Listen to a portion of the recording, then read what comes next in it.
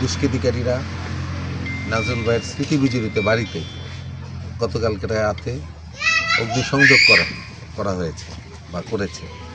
আমরা এটা তীব্র নিন্দা জানাই এবং আমি বিশ্বাস করি প্রশাসন অত্যন্ত দ্রুততার সাথে আগামী 24 ঘন্টার মধ্যে এই দুষ্কৃতিকারীদেরকে গ্রেপ্তার করে আইনের আওতায় নিয়ে আসবে।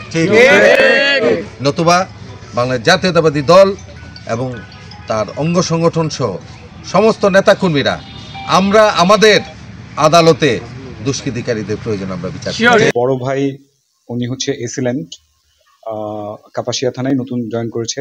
এই ঘটনা যখন ঘটে, এই ঘটনার ভোরবেলায় আমাকে ফোন দেওয়া হয় এবং ফোন দেওয়ার পরে আমরা যখন এখানে আসি তখন আমাদের ময়মনসিংহের সিনিয়র যুগ্ম আহ্বায়ক আলম আঙ্কেল উনি বাড়িতে ছিলেন এবং উনি আমরা আসার পর দেখি যে এখানে আর কিছুই নেই, এখানে অবশিষ্ট আর কিছুই নেই। আমার বাবা মায়ের যে স্মৃতি ছিল, আমার বাবার যেই রাজনৈতিক ডকুমেন্ট, সেই বসুন্ধরা টিস্যু অশুদ্ধতার বিরুদ্ধে এক বিন্দুও ছাড় নয়।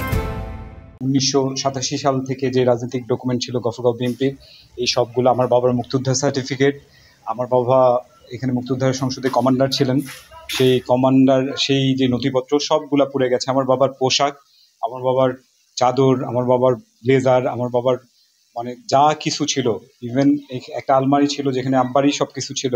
আমরা এগুলা খুব পরম যত্ন সহকারে এগুলো আমরা সংরক্ষণ করে রেখেছিলাম। এই সব কিছুই নষ্ট হয়ে গেছে এবং কিছুই আর অবশিষ্ট নেই। আজকে এর প্রতিবাদ স্বরূপ আজকে এখানে আমাদের গফরগাঁয়ের যারা বিএনপি নেতৃবৃন্দ আছেন, বিভিন্ন গ্রুপের নেতৃবৃন্দ আছেন, ওনারা সবাই ঐক্যবদ্ধ হয়ে একটা বিক্ষোভ মিছিল দেন এবং এখান থেকে ওনারা অঙ্গীকার করেন, ওনারা আমাকে কথা দেন যে এখানে এটার সুষ্ঠু তদন্তের ভিত্তিতে এটার প্রকৃত অপরাধী যারা তাদেরকে বিচারের আওতায় অতি দ্রুত আনা হবে। এখানে যে আইন শৃঙ্খলা বাহিনীর ওসি সাহেব ছিলেন, ওনারাও আশ্বস্ত করেন যে এটার অতি দ্রুত বিচারের আওতাধীন আনবে। আমি আশা করছি যে ইনশাল্লাহ খুব শীঘ্রই অপরাধীরা ধরা পড়বে।